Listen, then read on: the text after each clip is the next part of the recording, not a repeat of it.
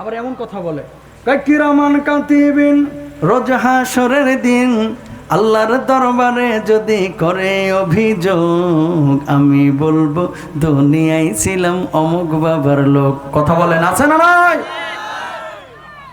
আহা, আম্মাজান আয়েশাকে নবীজি বলছেন, আয়েশা তুমি আমল ছাড়া কবরে গেলে এই নবী আমার আয়েশাকে চিনবে না, ফাতেমাকে চিনবে না, আর তোমার বাবা হুজুর, পীর হুজুর, কেবলা হুজুর তোমার জান্নাতে নেবে। পীর সাহেব যদি নিজের আমল ছাড়া কবরে যায়, হেও থাকবে দৌড়ের উপরে, ঠিক কেনা?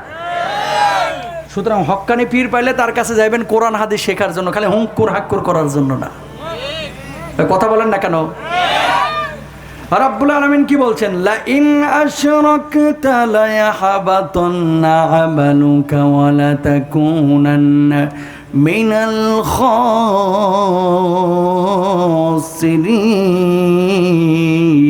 খাসিরিন।